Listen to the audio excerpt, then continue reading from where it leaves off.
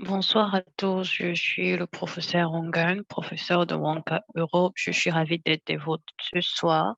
Et tous ensemble, aujourd'hui, nous allons parler sur des controversies qui entourent le dépistage du cancer gastrique. Le cancer gastrique est le plus commun au propager des cancers et le quatrième le plus meurtrier de par le monde. Et le processus de dépistage reste une issue à discuter sur table. 75% de tous les nouveaux cas enregistrés et tous les morts enregistrés sont en Asie. Bien que ce soit rare en Europe du Nord, l'Europe du Centre et l'Europe de l'Est enregistrent la deuxième prévalence la plus propagée. Les stratégies préventives primaires et secondaires sont essentielles dans la prévention du cancer. Au cours des 30 années précédentes, 50% des cancers peuvent être empêchés ou préventés grâce à des stratégies préventives. L'extension de la maladie peut être réduite grâce à une détection précoce et un traitement effectif. Combien d'autres cancers ce cancer peut être traité si s'il est dépisté très tôt? Donc, le taux de survie d'environ 20% de personnes ont été enregistrées dans, euh, dans les pays selon les données fournies par beaucoup de pays.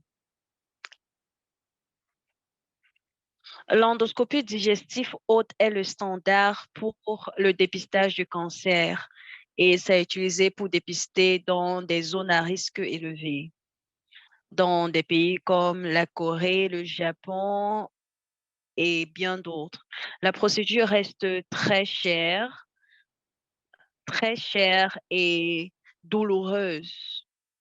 Donc, ce soir, nous allons parler sur les résultats qui ne sont pas toujours qui sont déconcertants à cet égard. Aujourd'hui, nous allons poser cette question à nos invités. Mais selon moi, le dépistage biochimique n'est pas encore au niveau escompté pour bien déceler les marqueurs de cancer comme les carcinogènes, H. pylori, et donc nous allons devoir nous interroger sur les systèmes à utiliser pour dépister ce cancer. La question à nous poser est-ce que vous allez être du côté du dépistage ou non? Quelle est l'évidence à soutien?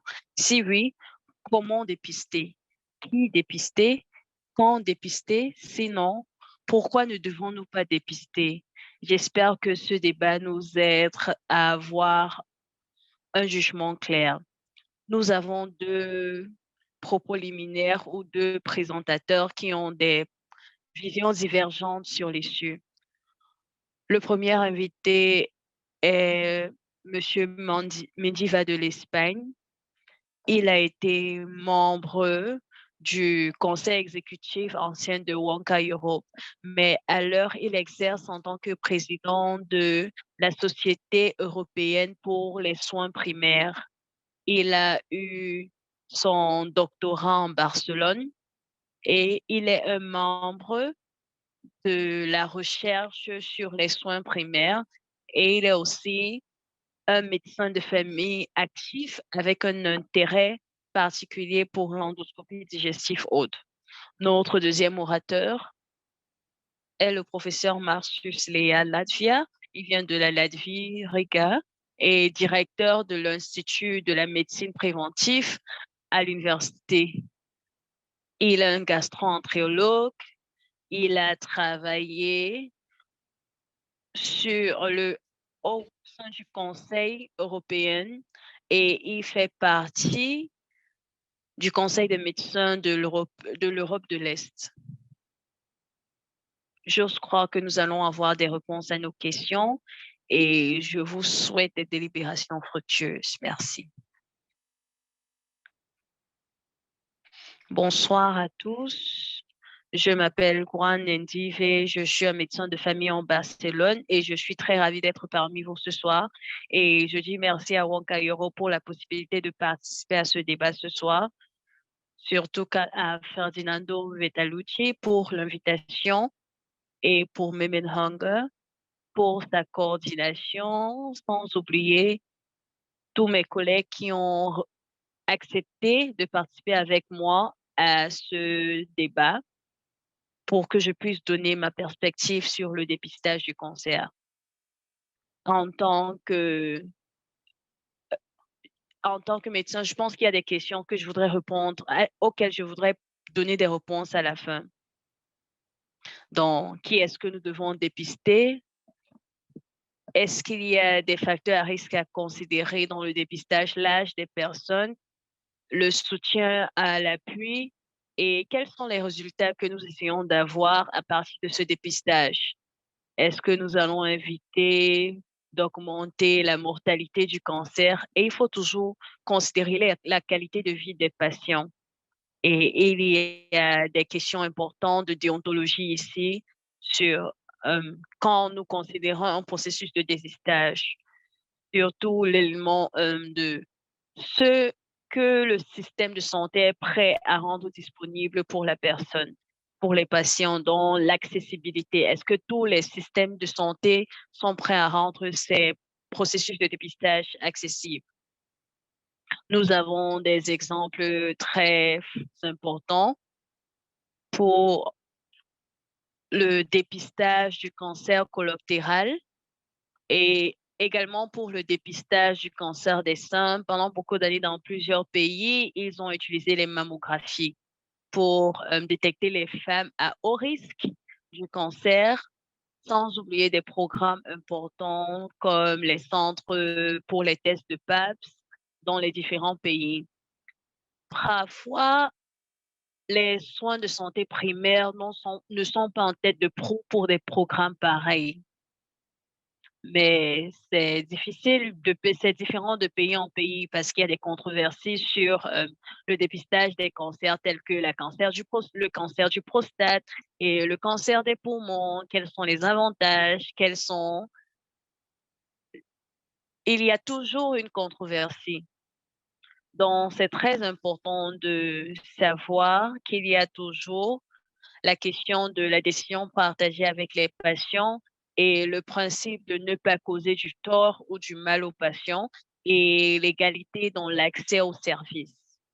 Donc, il est toujours important que quand nous prenons soin de nos patients, il ne faut pas causer plus de tort que de bien dans le processus de traitement.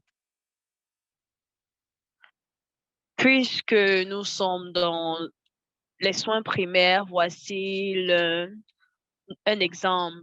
Juan a 45 ans, il vient pour une douleur épigastrique et il n'a pas d'antécédent. Il a essayé de prendre les antacides, mais il n'y a pas eu d'amélioration et la douleur empirait après les repas. Il n'y avait pas d'autres problèmes majeurs. Il fume 10 cigarettes par jour et en fin de compte, nous avons essayé de faire des tests de pylori qui est ressorti positif. Donc, nous avons prescrit une thérapie à 4 tours pour l'utilisation de l'iprotol, l'amoxicilline et la métronidazole pour être. Et ce traitement a eu du succès, il y a eu de l'amélioration et un mois plus tard, les tests sont revenus négatifs. Donc, il se portait bien. Donc, dans les soins primaires, il faut toujours faire le suivi des patients. Donc, Jean revient 3 mois plus tard et il explique ce même douleur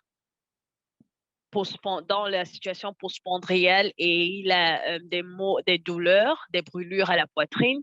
Et puis, nous avons décidé, car dû à la situation et le fait qu'il était en train de récidiver, nous avons essayé d'analyser les pathologies et les tests nous ont montré les gastriques chroniques. Donc, collègues, c'est un cas que nous pouvons rencontrer très, très fréquemment dans les soins primaires quand nous cherchons à avoir l'endoscopie. Donc, Qu'est-ce que nous allons faire au niveau des soins primaires? Est-ce qu'il y a un suivi? Est-ce qu'il y a des risques? Donc, je vais essayer de poser mes questions. Pendant que je préparais cet élément pour vous, j'essayais de mener des recherches sur la situation et j'ai trouvé ceci sur Research UK en relation, pour ceux qui s'interrogent sur les controversies qui entourent le dépistage des cancers gastriques. Et la réponse ici est très claire. Il n'y a pas de programme de dépistage national pour le dépistage du cancer gastrique. Pourquoi? Parce que la situation n'est pas répandue dans le pays, mais il y a des situations, il y a des programmes tirer, qui peuvent être bénéfiques pour des personnes à haut risque. Donc, chaque fois que vous avez une réponse négative, vous devez vous poser, pourquoi est-ce que nous n'avons pas un programme de dépistage massif? Parce que le type de cancer, c'est-à-dire le cancer gastrique, n'est pas très répandu dans les pays, surtout dans les pays de l'Europe de l'Ouest. Et puis, puisqu'ils n'ont pas de cas pareils et ils ne s'inquiètent pas, donc il y a toujours la question de l'effectivité des interventions, raison pour laquelle nous devons considérer un programme de dépistage national qui peut être adapté à la population. Mais c'est différent quand nous parlons des personnes parce qu'il y a, dans ces pays, il y a des cas assez précis. Dans ces recherches, c'est pour vous montrer il y a des limitations dans l'accès au dépistage pour le cancer gastrique. Donc, et les personnes sont toujours envoyées vers les spécialistes. Mais c'est important de toujours éviter des problèmes pareils dans le traitement du cancer gastrique. Le système de suivi est aussi important. Jeter un coup d'œil dans l'estomac pour savoir ce qui ne va pas est très nécessaire. Mais très peu de patients sont disponibles et ont la possibilité d'avoir des tests pareils parce que c'est coûteux. Donc, nous ne sommes pas en train de parler des problèmes en large, mais je suis en train de dire que les recommandations qui ont été formulées par les États-Unis ont dit que nous n'avons pas encore le besoin pour avoir un système de dépistage pour la population. Mais pour le moment, ils sont en train d'établir un guide sur le dépistage, mais pour le dépistage du cancer gastrique. La Nouvelle-Zélande et aucun de ces pays ont confirmé avoir des programmes de dépistage.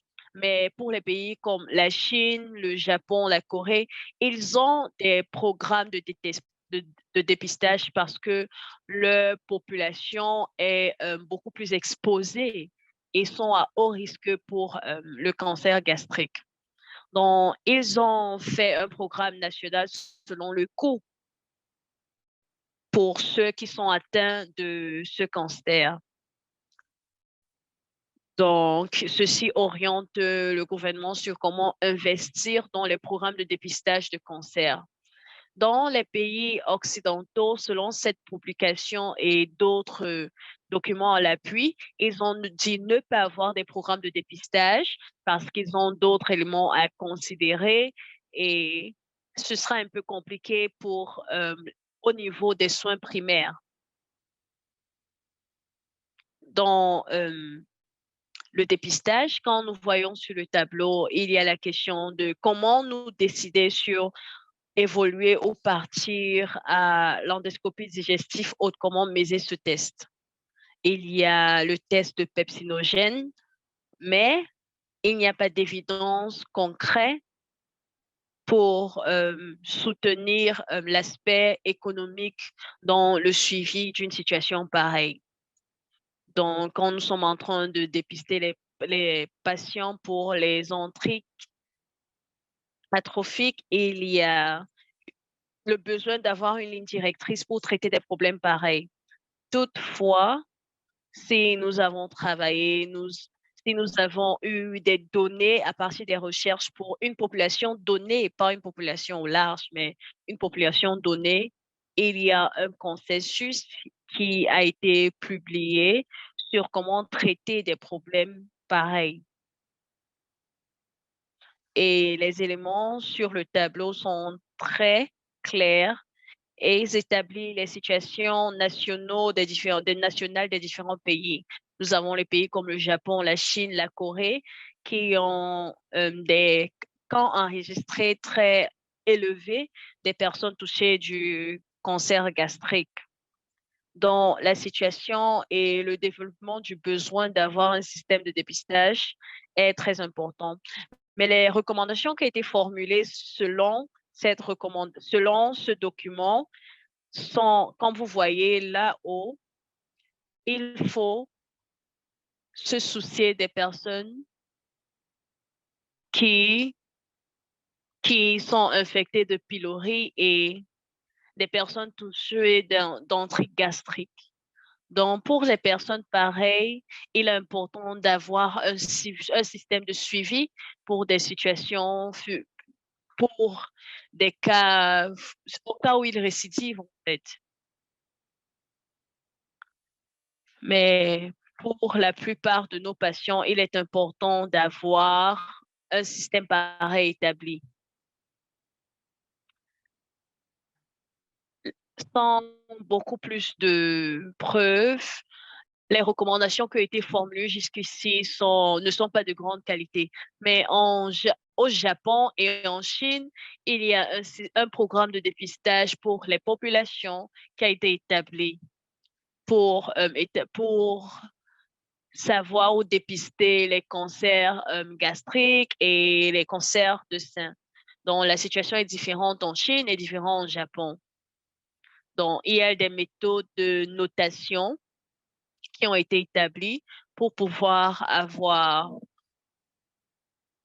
une méthode de notation effective selon les populations. En Chine, ils ont établi un système pour, pour dépister le cancer gastrique en se basant sur des paramètres qui ne sont pas tout à fait déterminants et ils n'ont pas d'effet néfaste, au contraire, sur les patients parce qu'ils se basent sur l'âge et sur la prédisposition génétique. Faisant les prélèvements de sang et très peu de paramètres, il est facile d'avoir des analyses. Ce système est comparé à une autre enquête qui est en train d'être menée pour l'Institut du gastrique qui a été basée sur les recherches endoscopiques. Toutefois, nous essayons de vous montrer qu'il y a des notations pareilles dans des pays et vous pouvez voir qu'il y a des pays qui ont des politiques à cet égard. Nous montrons que la plupart des personnes qui souffraient des gastriques cancers ont testé positif pour l'infection de pylori, de H. pylori.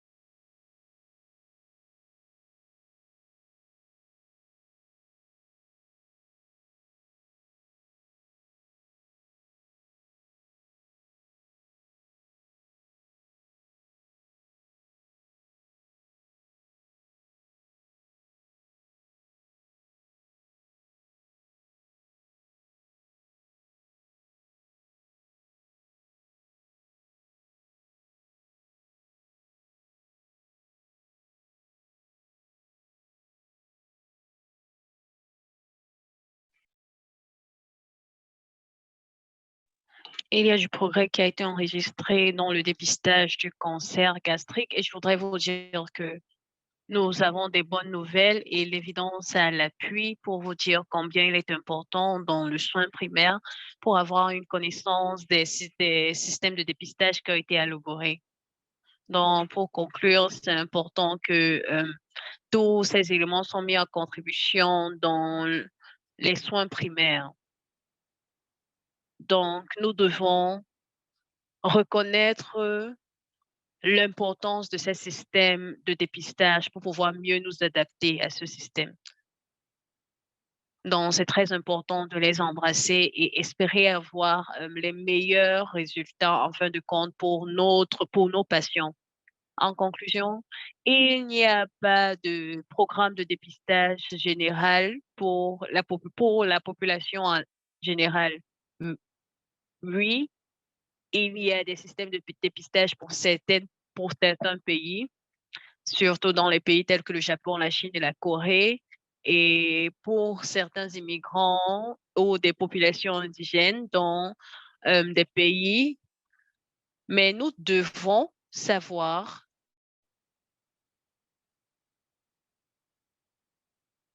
que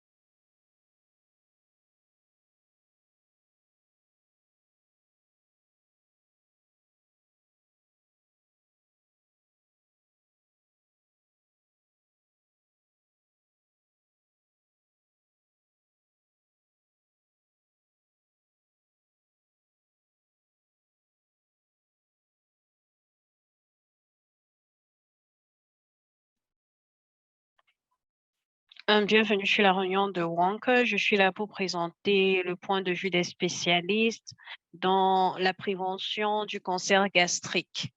Donc, mon propos d'aujourd'hui va porter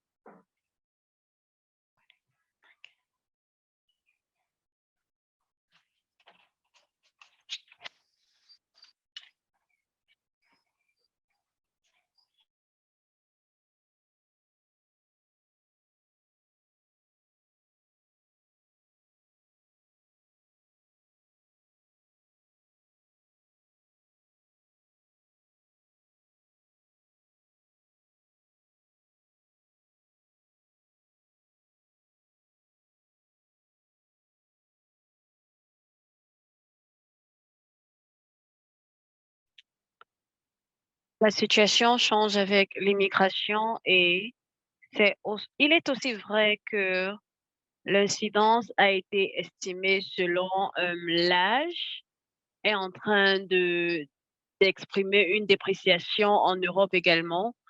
Toutefois, la population jeune, selon la population jeune, le nombre enregistré des cas nouveaux n'est pas en train de baisser, mais va plutôt augmenter au cours de la décennie qui approche. Et, et comment ceci aura un effet sur l'Europe est très important. Donc, le nombre de patients atteints du cancer gastrique est censé augmenter au cours des décennies à venir. Comme vous pouvez voir en bas de page, les cas qui sont écrits en rouge, c'est-à-dire représentation des nombres de cas nouveaux, seront en Europe. Et en plus, des pays estiment qu'on montre 35, que d'environ 35 à 40% de ces cas peuvent être préventifs, ce qui implique que la plupart de ces cas peuvent être préventés si nous mettons en œuvre des activités de dépistage et de prévention. Donc, nous allons parler énormément sur l'hélicobactère.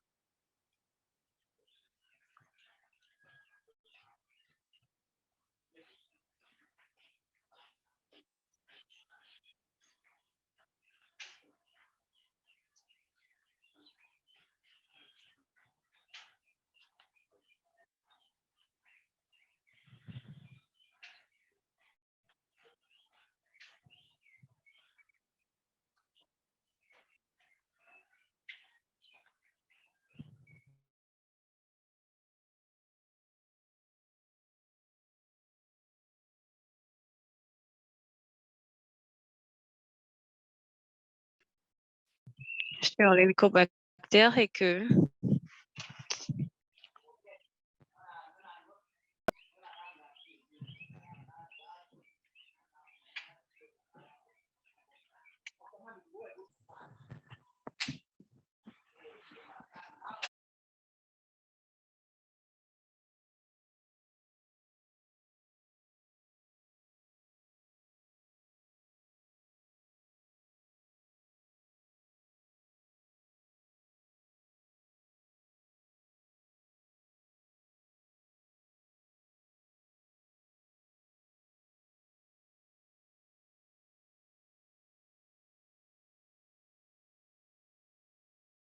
il y a des lignes directrices et Helicobacter est considéré comme un pathogène, ce qui est un débat toutefois.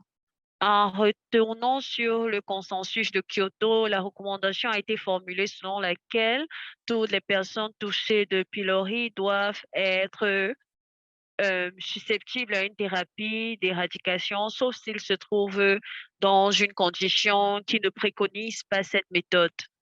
Toutefois, ce que nous pouvons avoir tout en éliminant l'hélicobactère, dit ou prévoit que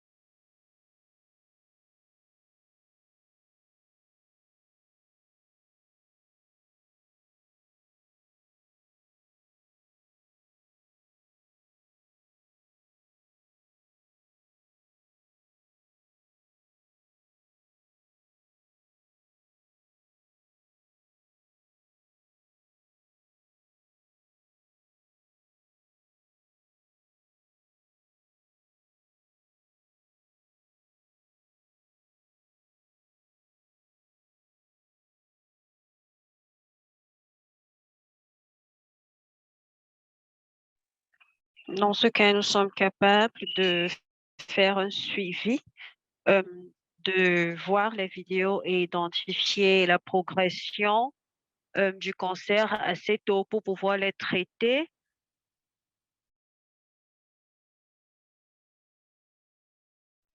Donc, comment identifier les niveaux précancéreux? Il y a beaucoup de méthodes, soit invasives par l'endoscopie et une méthode qui n'est pas invasive, qui est recommandée. Toutefois, il y a des limitations à cette méthode.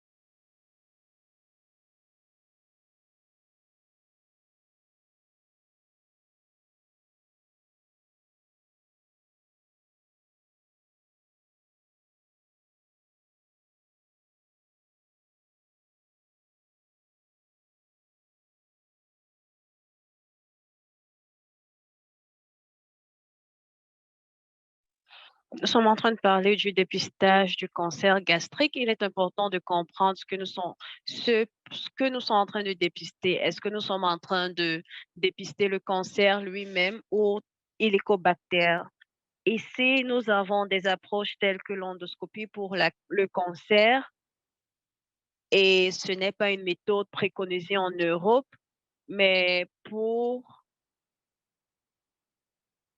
nous pouvons dépister pour Helicobacter, nous pouvons dépister grâce à la stratégie qui nous aide à identifier Helicobacter cancéreuse. Certaines années, il y a de cela quelques années, nous avons pu mener une recherche ou un sondage. La plupart, nous avons posé des questions à des entrées gastrologues dans des pays phares.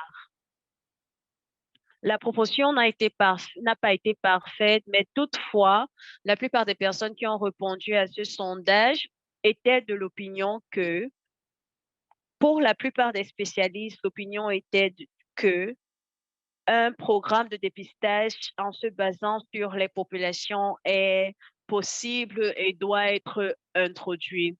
Donc, au niveau où nous en sommes maintenant, vous savez que la Commission européenne est en train de recommander la direction du dépistage, de la mise en œuvre du dépistage de gastrique pour pouvoir traiter de ces sujets pour et des recommandations vont être formulées dans quelques jours.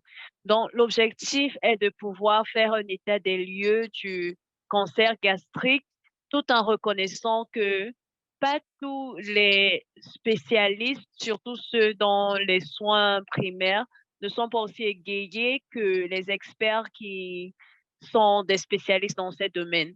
Donc, nous avons aussi également proposer ou préconiser faire des sondages au niveau du stade du personnel professionnel et je serais très ravie d'avoir donc à participer à ce sondage. Donc, ce sondage va pouvoir aussi poser des questions sur le taux de mortalité pour les différents types de cancers gastriques que vous voyez dans la prochaine diapositive. Et il y a également la proposition qui essaye de présenter cette méthode. Dans ces trois sondages seront menés dans les jours à venir. Le premier sondage va être mené dans quelques jours, et c'est-à-dire mener des recherches pour le dépistage ou le décèlement de marqueurs d'hélicobactères Et le cas pratique, le cas d'étude numéro 2 va étudier la possibilité d'identifier le cancer précoce. Et cas d'étude numéro 3 va se baser sur la thérapie d'éradication dont nous entendons avoir des conférences annuelles et la prochaine conférence aura lieu en Antioche en septembre de cette année. Donc, une fois de plus, je serais plus que ravie d'avoir les représentants de Wonka parmi nous. En conclusion, je voudrais dire il y a une approche où il y a beaucoup de possibilités pour éviter une mortalité élevée due au cancer gastrique en Europe, dépendamment des méthodes de dépistage que nous utilisons, surtout dans les cas des personnes qui sont plus jeunes en Europe. Mais toutefois, il est important avant de nous baser sur le niveau de croissance, il est important de pouvoir prendre en compte le coût. Mais l'urgence maintenant est de pouvoir faire un état des lieux du cancer gastrique et des situations précancéreuses qui peuvent être identifiées et être utiles dans le cadre du sondage. Sur ce, je voudrais porter à votre attention ces recherches et j'espère que vous êtes convaincus du fait que les systèmes de dépistage précoce doivent être mis en œuvre en Europe et ce sera important et bénéfique pour nous tous. Merci. Merci à tous. Merci à vous deux. Je pense que c'était très intéressant. C'était des présentations importantes qui nous font poser des questions. Donc, la première question est de savoir, la question est-ce qu'il y a des systèmes de dépistage pour les tout petits, pour les enfants? Donc, si je dois dire un mot dessus, je parle uniquement sur la prévention du cancer gastrique.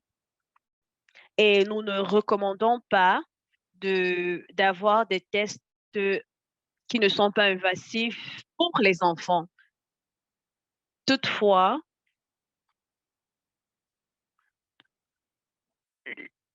pour les enfants, il faut laisser du temps à ce que le système puisse guérir le cancer eux-mêmes. Et puis, il y a aussi la question des avantages et des mauvais côtés, des points positifs et négatifs dans l'utilisation de ce système pour le dépistage des cancers dans les enfants. Donc, il y a aussi les cas de dyspepsia, mais là, l'endoscopie doit être menée avant d'aller plus loin. Une autre question sur la stratégie de dépistage et de test. Est-ce que c'est recommandé pour plusieurs personnes? Je pense qu'une fois que ça a été recommandé par les lignes directrices, je pense qu'il est très important que nous ayons ce débat parce qu'il y a des arguments pour et contre sur l'utilisation de cette stratégie. Donc, la stratégie est dépistage pour l'hélicobactère dans les individus qui ne présentent aucun symptôme et l'éradication si l'hélicobactère est détecté. Dans les stratégies recommandées par les spécialistes au niveau des populations est très important.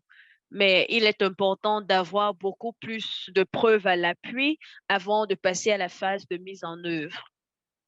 Et je pense que grâce à mon opposant, Juan Meldif, grâce à sa représentation, je pense que tous les points qu'il a mis sur table sont vivement recommandés et je pense qu'avec le temps, nous allons pouvoir traiter de ces sujets. Merci. Le professeur Mathilde, vous avez fait une présentation louable et je pense que nous allons tirer profit de votre expertise. Et je pense que c'est un domaine qui a des manquements et qui peut être amélioré. Donc, il est important d'avoir des perspectives du point de vue médical et pour pouvoir apprendre et mieux traiter au futur. Donc, j'apprécie le temps que vous avez pris pour expliquer le projet TOGES et nous dire qu'il est important de prendre des décisions basées sur les processus. Je l'ai expliqué plus tôt, il y a des pays dans lesquels il y a la prévalence du cancer gastrique. Pourtant, il y a beaucoup de trous dans les données qu'ils donnent, qu'ils rendent disponibles. Mais la question d'hélicobactère, des personnes infectées d'hélicobactère est très pertinente.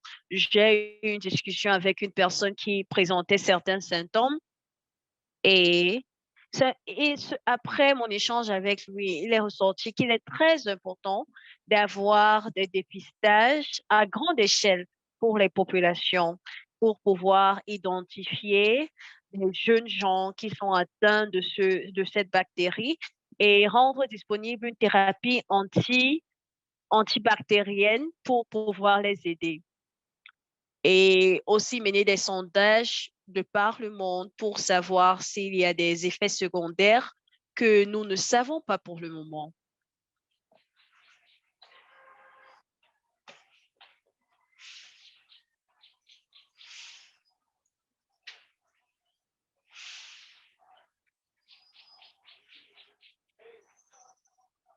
Comme je l'ai dit,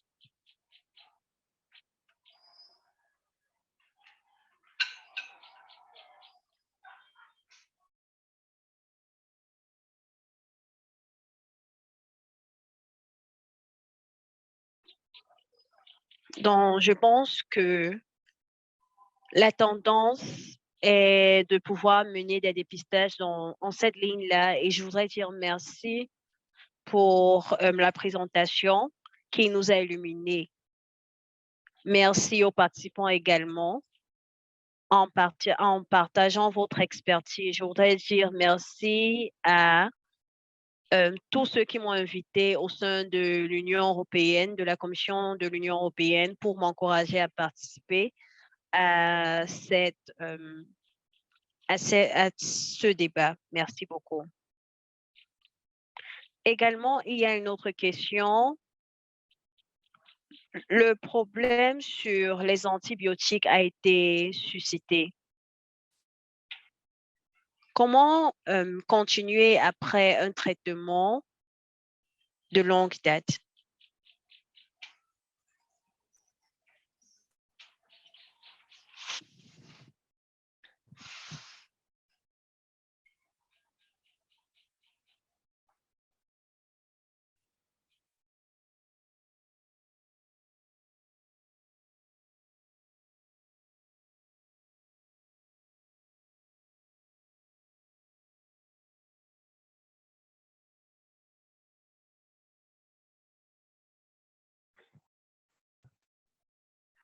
Il est important d'identifier le groupe à haut risque, mais le problème est que nous ne réussissons pas très souvent à bien identifier. Nous ne sommes pas en train de parler du cancer gastrique uniquement, mais nous parlons également du système de dépistage. Et le dépistage se mène à plusieurs niveaux. Donc, nous pouvons essayer de continuer par les tests de carcinogènes et c'est une approche qui n'est pas de pepsinogène et c'est une approche qui n'est pas néfaste. Donc, si nous nous limitons uniquement à ce système de dépistage, c'est-à-dire la recherche des pepsinogènes, nous n'allons pas pouvoir dépister les cas de cancer de plus de deux tiers des personnes atteintes ou des patients. Mais bien sûr, nous pouvons nous baser sur la règle de risque, qui a été une approche très intéressante. Mais malheureusement, ce n'est pas une méthode qui a toujours été effective. Donc, pour le moment, nous allons devoir nous baser sur endiguer le dépistage sur les populations à risque. Et c'est une citation du professeur David Graham. Et je suis complètement d'accord avec le fait que il y aura des effets, les effets secondaires. Mais il y a aussi le problème de résistance bactérienne et c'est un souci majeur et nous y travaillons et nous avons réalisé qu'il y a beaucoup de complications qui s'en sont suivies dues à ce problème. Donc, le traitement de 14 ou 10 jours n'augmente pas la résistance antibactérienne de manière significative. Donc, rentrant sur les questions que nous avons reçues de l'audience, les recommandations générales sont plus un traitement général, sauf si un traitement à court terme s'est prouvé effectif dans un domaine précis. Donc, il faut aussi proposer les alternatives que vous avez utilisées au cours de votre travail que vous pouvez présenter. Mais pour le moment, la méthode de choix est ce que nous avons présenté avant, mais le problème de résistance antibactérielle demeure et nous pensons que ça ne doit pas nous arrêter dans le fait que nous devons donner notre meilleur. Donc, pour le moment, je n'ai pas recommandé cette méthode d'endoscopie haute à tout le monde. Mais nous devons peut-être étudier la possibilité d'avoir une meilleure thérapie, des thérapies quadruples qui ne sont pas encore disponibles dans plusieurs pays pour être utilisées à bon escient. Éviter l'hémaphloxacine dans le traitement. Donc, ce sont des aspects qui doivent encore être évalués, raison pour laquelle nous avons besoin des résultats après les sondages. Mais généralement, l'approche basique est d'éradiquer la présence de cette bactérie, surtout dans les jeunes gens. Il y a un autre avantage ou bénéfice quand nous donnons ce traitement à des jeunes gens, parce que je pense qu'au cours du temps, beaucoup d'entre eux vont être guéris, mais pour les enfants qui sont nés avec des prédispositions génétiques, il est important de pouvoir trouver une méthode adaptée à eux. Pour le moment, nous n'avons pas encore beaucoup de preuves à l'appui, mais le système bactériel est très important. Je pense que c'est très important parce que quand je me souviens, il y a plusieurs années, il y avait une proposition des antibiotiques qui peuvent être utilisés pour le traitement de la tuberculose. Et je pense que c'est un souci majeur pour savoir si ça pouvait traiter d'autres infections. Donc, il y avait beaucoup de questions qui entouraient le sujet. Et je me souviens qu'au tout début, nous avons utilisé 2 antibiotiques et c'était après 10 ans qu'il y a eu de l'évolution dans ce domaine. Et je pense qu'au niveau des soins primaires, beaucoup de questions ont été posées par les praticiens professionnels et c'était une difficulté majeure dans le traitement de la tuberculose. Donc, je voudrais savoir, connaître l'historique autant que je puisse me rappeler. Le nombre de personnes qui peut être traitées était de 7 à 2 dans votre présentation. Mais je me rappelle, il y a environ 30 ans, l'âge de traitement était environ aller jusqu'à 30 ans. Donc, je voudrais savoir, est-ce qu'il y a un changement majeur? Qu'est-ce qui a causé ce changement?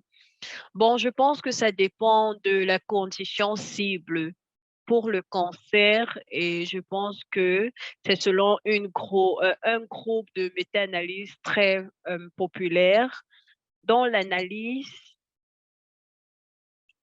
et selon l'analyse de l'université d'Ostad, une conclusion a été dit que de un traitement de groupe d'environ de 7 à 2 personnes pour le dépistage peut prévenir la prévalence de ce cancer. Mais les chiffres ne sont pas les mêmes pour d'autres maladies. Dans le cas du patient que le professeur Mandif a décrit, ça ne cadre pas vraiment avec ce que nous avons présenté, parce que si la personne souffre des douleurs au niveau des douleurs abdominaux, ça ne qualifie pas pour avoir un dépistage pareil. Donc, je pense que c'est important de toujours avoir l'aspect de partage de décision, impliquer le patient dans la décision de sa méthode de traitement. Parce que nous avons besoin de traiter 16 patients pour obtenir une régression totale de la dysplasie. Le chiffre est très peu, mais ça dépend vraiment de la maladie cible. J'ai vu qu'il y avait différentes méthodes de la prévention du cancer gastrique qui peut bien être effectif, mais grâce à les publications, ça c'était grâce à la publication qui était disponible à l'époque. Je pense que les bénéfices sont souvent évalués sur le nombre de personnes dépistées et je pense que ça doit être en dessous euh, d'1 000 de personnes pour pouvoir identifier 3 cas de personnes infectées. Conscient du fait que le nombre de personnes à dépister change selon les populations, les groupes à risque comptent environ 400 personnes.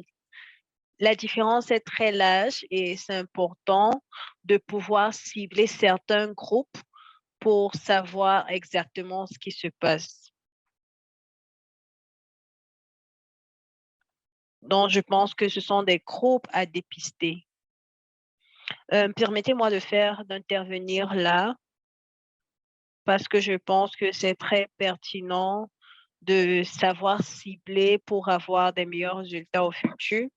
Comme le professeur Linga expliquait plus tôt, nous y travaillons et je suis conscient du travail que vous êtes en train d'abattre dans ce domaine. Donc, félicitations à vous.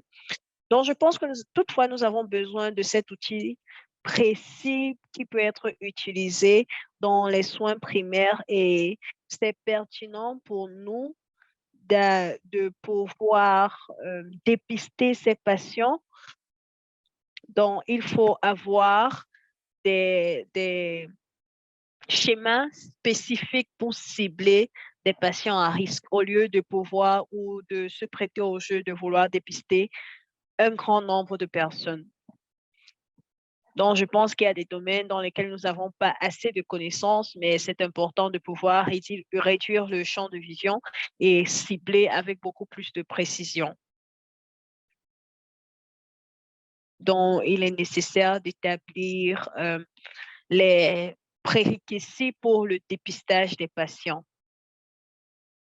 Et je pense que selon la Société européenne et SPCG, nous laissons la possibilité et le coup des franges pour la collaboration dans une initiative qui peut nous aider à pouvoir établir un programme de dépistage ciblé. Merci et permettez-moi de commenter sur l'initiative parce que nous avons une initiative et nous reconnaissons que du point de vue spécialiste, nous avons besoin d'une pratique généraliste des gastro-entérologues que vous êtes pour pouvoir mieux comprendre tous les obstacles et les motivateurs pour être mieux impliqués et aussi recevoir des suggestions à cet égard. Raison pour laquelle quand nous allons lancer le projet TOGAS, cette année, nous sommes disponibles pour avoir des discussions sur des pratiques dans les soins primaires, dont nous allons vraiment apprécier l'implication de WONCA et l'Association européenne des soins primaires embryologues.